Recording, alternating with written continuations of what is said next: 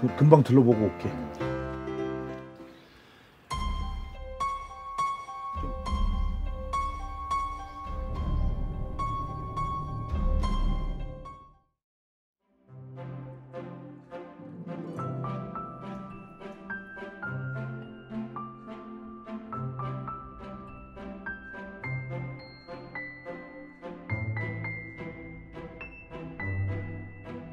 자, 반갑습니다. 네, 반갑습니다. 요즘 어떻게 보내십니까?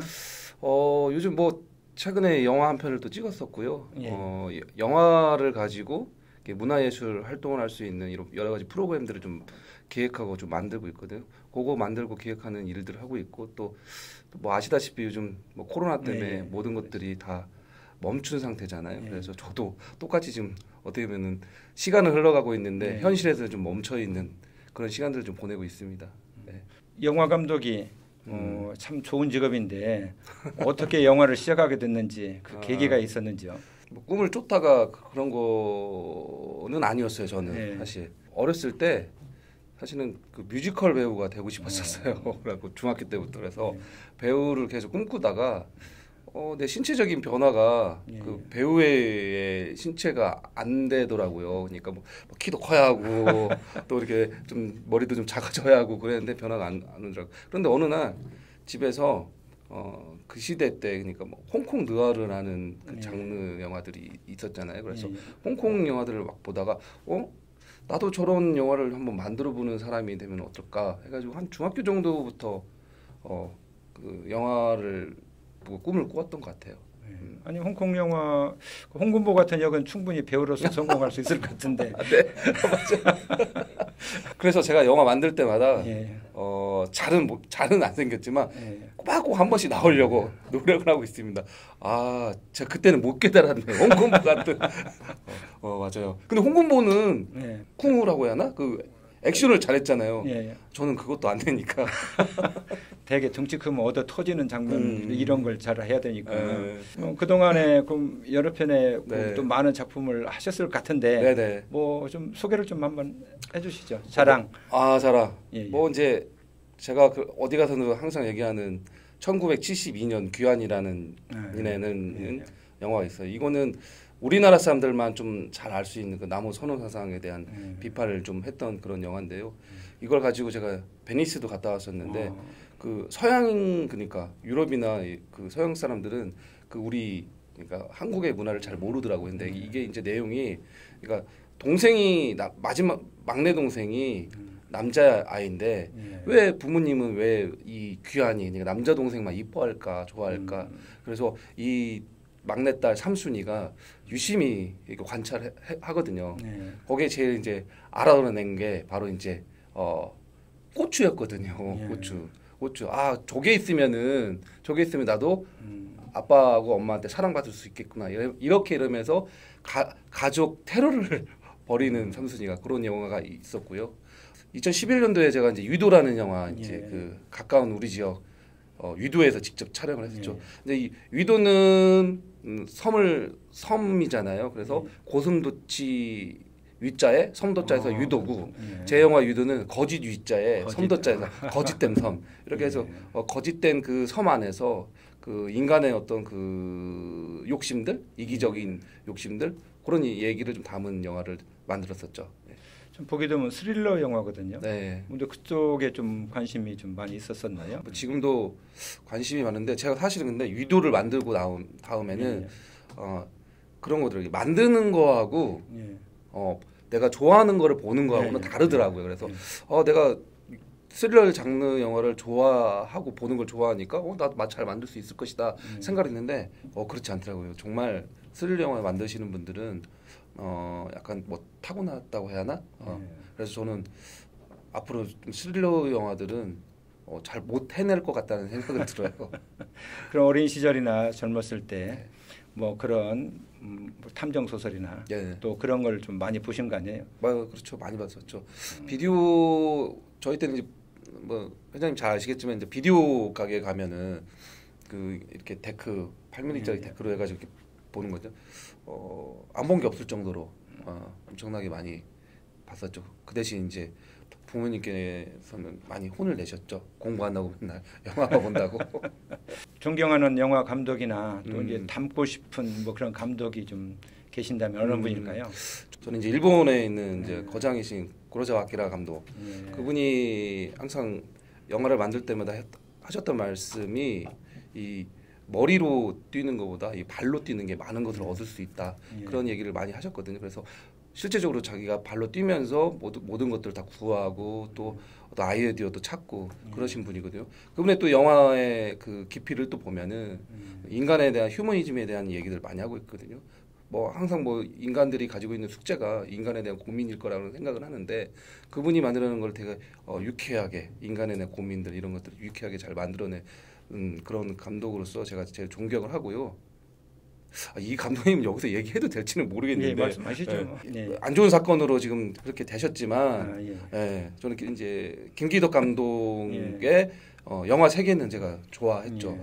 저예산을 가지고 하고 싶은 얘기들을 다 할 수 있는 뭐 그런 얘기들도 잘 만들어내셨고 또 좀 실험적인 영화들 그런 부분들이 좀 따라하고 싶은 그러니까 학창 시절에 좀 따라하고 싶었던 그런 류의 영화들을 많이 만드셨기 때문에 뭐 개인적으로는 사람은 잘 모르겠지만 영화적인 어떤 부분에 있어서는 좋아했었습니다. 그 영화의 뭐 어떤 제작 기법이랄까 네. 아니면 추구하는 철학이랄까 네네. 이런 것들을 종합해 가지고 존경하는 좀 감독. 네. 일단 아까 그 두 분. 맞습니다. 고로자 아키라 감독과 김기덕 감독. 그러면 5월달에 뭐 영화 아까 만드셨다는데 지금 이제 본격적으로 소개를 한번 하시죠. 휴가라는 영화고요. 엄마가 죽고 나서 이제 아빠와 딸 이제 둘이 이렇게 살아가는 가정인데 둘이서 이제 그 제주도로 여행을 가게 돼요. 여행 가는데 이제 제주도 여행을 가기 위해서 이제 광주로 가는데 광주에 이제 아빠가 겪었던 사건이 있어요. 그 사건에 뭐 스포가 될 수도 있는데 사건을 뭐 저질렀던 그런 범행의 장소에 다시 딸과 함께 찾아가서 그곳을 다시 살펴보는 뭐 그런 이야기를 다룬 영화거든요. 이게 좀 약간 5.18 관련된 소재를 좀 담고 있어요. 배경이요. 시대적 배경이. 그래서 뭐 이 영화 보시고 아직도 뭐 반성하시지 않는 분들 그리고 자기는 몰랐다 아니면 자기는 안 했다 하시는 분들 좀 보시면서 좀 반성하는 시간을 좀 가졌으면 좋겠다 해서 그렇게 기획을 하면서 이렇게 만들게 됐습니다. 그러면 5.18 광주 민주화 운동 그걸 배경으로 만들었다 이거죠? 그렇죠. 사건에 대한 배경이 5.18 광주 사건이 좀 들어가 있죠. 그래서 5월달 이렇게 계획을 하고 계셨고. 네. 휴가 그러면 옛날 화려한 휴가라는 영화가 있었는데 그때 2007년도인가? 네. 화려한 휴가는 이제 5.18 때 그 작전명이라고 했잖아요. 지금 제가 만든 휴가는 그런 의미는 아니고요. 약간 이게 이제 휴가 하니까 뭔가 그 쉬는 거 뭐 이렇게 생각할 수도 있고 아까 말씀하시는 것처럼 5.18의 어떤 작전명이라고 쓰는데 제가 생각하는 휴가는 이 영화에서는 약간 도망치다 해서 영어로 좀 하면은 break away. 그러니까 좀 도망치다. 그러니까 아빠가 저지른 사건에 대한 부분들을 다시 보게 되지만 그 사건을 인정하지 못하고 다시 도망치게 되거든 영화에서는. 그래서 좀 그 휴가가 저는 좀 약간 다른 의미로 좀 생각하면서 좀 써봤습니다. 글을. 그러네 좀 특별합니다. 네. 보통 사람들이 이제 휴가 간다고 하면은 쉬러 간다고 생각하면서 가잖아. 근데 항상 돌아올 때 보면은 휴가를 갔다 왔는데도 지쳐 있잖아요. 그리고 집에 돌아오면 아이고 집에 있는 게 제일 편하다 뭐 이런 것처럼 제가 생각하는 어떤 그 은유적인 어떤 휴가는 내가 거기를 도망치고 싶은 그런 어떤 그 여러 가지 그 뜻을 담았죠 휴가에. 그런데 그 영화 하면은 흥행이 좀 있어야 되지 않습니까? 그냥 저는 그 제가 하고 싶은 얘기들 스태프들과 같이 하고 싶은 얘기들 그리고 그거를 같이 호응할 수 있는 관객들과 많이 볼 수 있는 기회가 있으면 좋겠고 뭐 말씀하신 것처럼 뭐 잘 돼서 좋은 결과도 나오면은 뭐 2배로 더 기뻐지겠죠.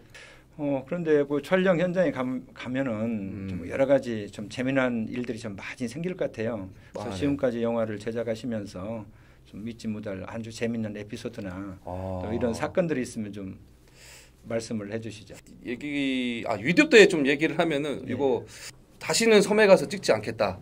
그런 다짐도 한번 해봤었습니다.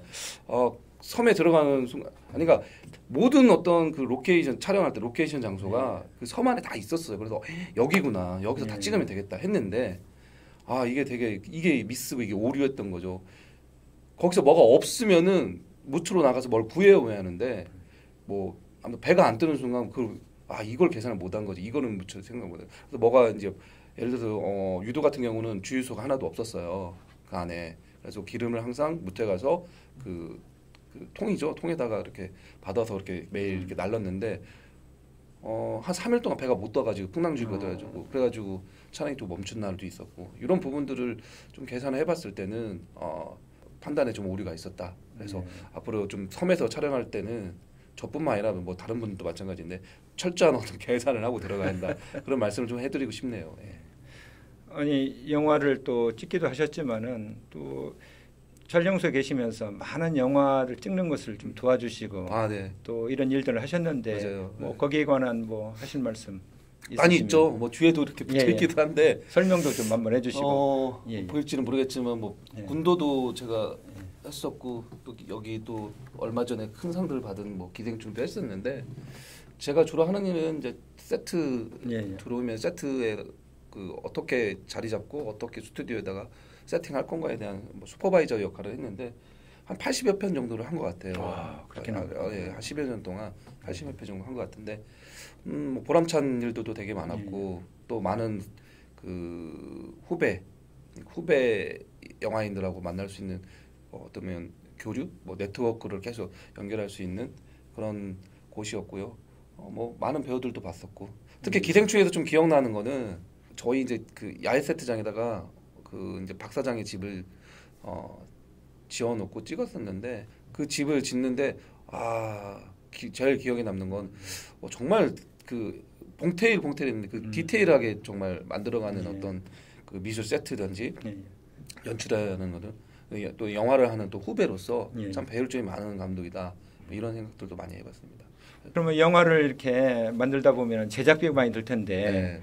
이제 우리나라는 영화 정책들이 잘 이렇게 뿌리 내려져 있는 편이거든요. 그래서 뭐 영화진흥위원회나 아니면 각 지자체에서 가서 이제 공모전이나 이런 거를 좀 해서 아까 말씀드렸던 휴가도 그렇게 공모를 해서 또 당선이 돼서 찍을 수 있는 기회를 만들었죠. 영화 감독으로서 좀 가장 힘든 일이 제가 11년도에 아무튼 데뷔를 하고 그냥 오랜만에 이제 영화를 만들었는데 좀 제일 힘든 거는 뭐 다 예술을 하시는 분들은 다 좀 약간 공통 분모일 것 같긴 한데 뭐 경제적으로 이제 조금 이제 직장 생활을 하다가 다시 프리하게 나왔기 때문에 그런 부분이 좀 힘들고 그리고 글을 쓰는 게 저는 제일 힘든 것 같아요. 얼마 전에도 지금 뭐 글을 하나 다음 거 만들기 위해서 좀 써서 쓴 게 있는데 그래서 한 넉 달 만에 이제 그 탈고를 했어요. 근데 글 쓰는 게 저는 가장 힘든 것 같아요. 그래서 작가들이 더 있는 것 같고 글을 쓴다는 거는 뭐 아무튼 뭐 어떤 선생님의 얘기를 들으면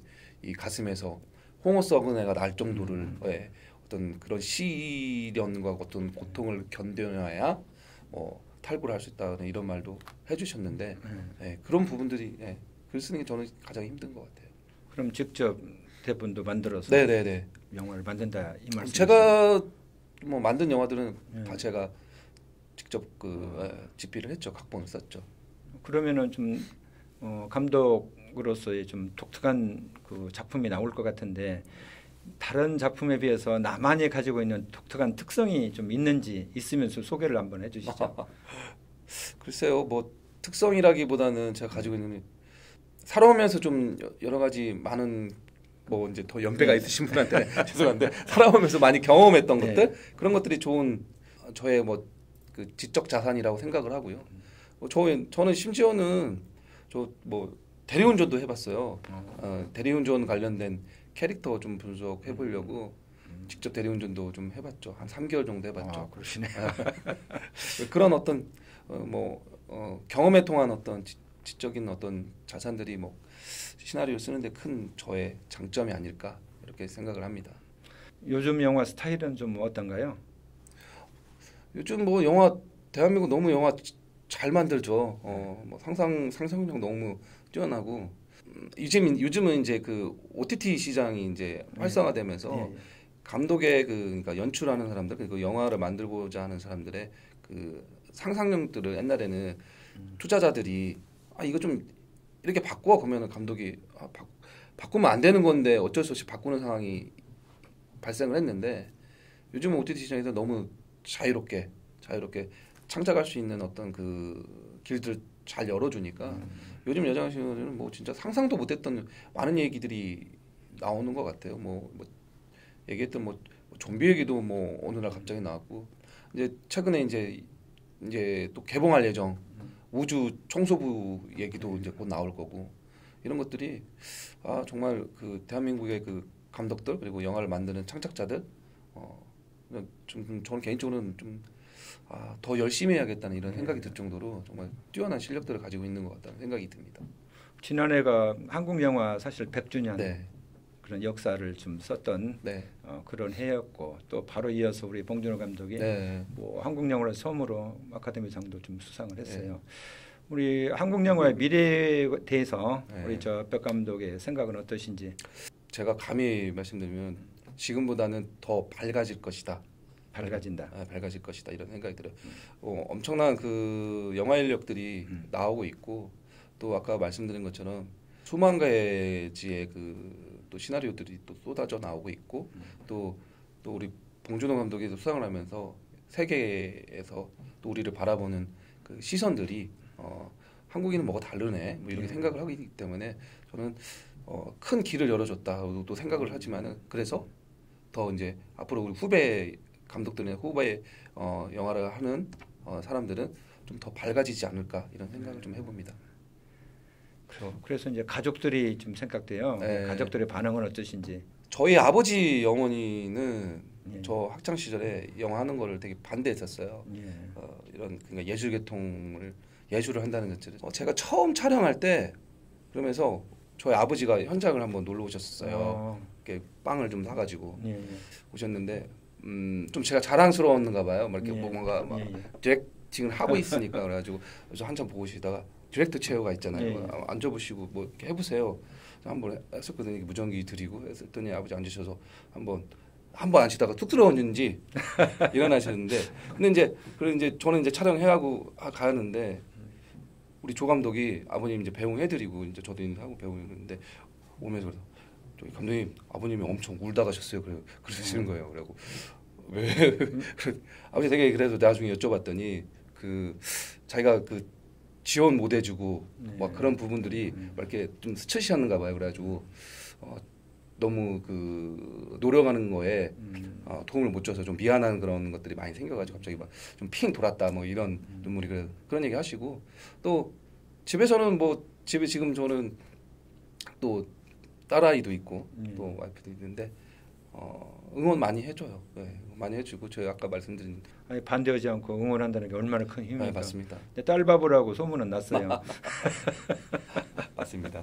이 관객들이나 그다음에 영화를 만드는 후배들이 참 많아요. 네. 그래서 그 후배들한테 뭐 하고 싶은 얘기 또 관객들한테 어떤 좀 하고 싶은 얘기 있으면 좀. 저도 아직도 뭐 열심히 할 걸 시간들 뭐 이런 것들이 많이 있기 때문에 후배들한테 감히 뭐 그런 얘기 하면은 뭐 속된 어로 너나 잘해 이렇게 얘기할 수도 있겠지만은 그래도 제가 조금 선배로서 해주고 싶은 말은 좀 이렇게 계획대로 움직였으면 좋겠다. 계획대로 시간 분배해서 썼으면 좋겠다. 사실 제가 그 유도 이제 데뷔할 때가 36이었거든요. 저희가 이제 좀 계산을 했었어요. 예, 예. 계산하면서 36에 데뷔를 못하면은 이제 진짜 영화를 정리하겠다. 그러니까 그런 어떤 데드라인을 만들어 놓으니까 내가 더 열심히 하게 되고 더 열정을 갖게 되고 더 도전하게 되더라고요. 그래서 뭐 아무튼 데드라인에 맞춰서 데뷔를 했고 그래서 하고 싶은 말은 좀 후배들한테 좀 계획적인 시간들을 좀 분배해서 철저하게 좀 활용했으면 좋겠다 이런 얘기를 좀 해주고 싶고요. 관객들은 사실 좋은 영화 나쁜 영화가 사실은 어디 있어요. 다 노력해서 만든 거잖아요. 그래서 충분히 약간 질적으로 그러니까 뭔가 부족할 수는 사실 있겠지만은 다 노력해서 만드는 거거든요. 그런 것 좀 비판 안 하시고 그냥 영화는 극장에서 보시면서 그냥 어떻게 보면 문화 활동하는 거잖아요. 재밌게 그냥 보시고 뭐 이렇게 립불은 좀 이런 것들이 좀 잘못됐어. 이런 것들은 좀 지적해 줄 수도 있겠지만 악플은 안 했으면 좋겠다. 그런 어떤 말씀을 해드리고 싶습니다. 예. 우리 백 감독께서는 항시 우리 지역의 영화 기반을 이용해서 네. 뭐 키워내고 여기서 성장을 해야 된다. 그런 걸 자주 주장하셨는데 네. 지금도 그 생각 변함이 없으십니까? 변함없습니다. 변함없고요. 그래서 예. 저도 전주를 안 떠나는 이유 중에 하나가 예. 그거고요. 얼마든지 이제 옛날에는 예. 서울에서만 해야 한다고 예. 생각을 했지만은 지역에서 충분히 영화를 만들 수 있는 기반이 이제는 예. 좀 저는 갖춰졌다 생각하거든요. 그리고 서울과는 언제든지 좀 네트워크를 할 수 있는 상황이고요. 그래서 지금 제가 과거 그러니까 한 15년 전 예. 그때에 비해서 그렇게 주장을 하고 그렇게 해왔기 때문에 지금의 2020년에 전주의 그 영화 시장 아직도 부족하긴 하지만은 영화 현장은 그래도 할 만은 하다. 그래서 지역 영화인들이 지역을 떠나지 않고 한다는 자체가 저는 되게 그 제 나름의 어떤 그 프라이드 좀 가지고 열심히 해보려고 하고 있습니다. 앞으로도 뭐 지역에서 계속 하고 싶고요. 그리고 뭐 저 유도할 때도 여기서 저는 준비하면서 서울에 제가 왔다 갔다 하면 사무실 제가 왔다 갔다 하면서 했었거든요. 충분히 제가 해본 경험으로도 지역을 기반으로 해서 영화를 만드는 거는 충분히 가능하고 또 그게 앞으로 지역에서 영화 인력들이 양성되고 만들어진다면은 그 후배들한테도 좋은 자산을 또 물려주는 거라 그렇게 생각을 합니다. 네. 앞으로 좀 만들고 싶은 그런 영화 아니 어떤 것이 있을까요? 좀 뭐 이렇게 생각하고 계신 게 있습니까? 저는 아까 휴가도 마찬가지고 예. 유도도 마찬가지고 전에 있었던 여러 많은 영화들도 마찬가지인데 인간에 대한 얘기들을 많이 하고 있거든요.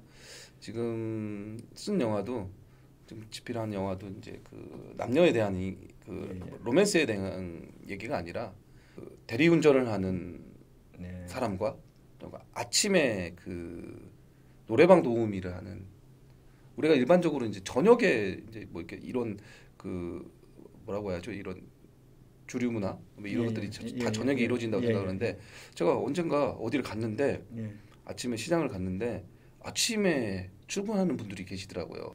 노래방 도우미가 새벽에 그러니까 출근을 하는 거예요. 그러니까 새벽에. 네, 새벽에. 그러니까 뭐 한 5시.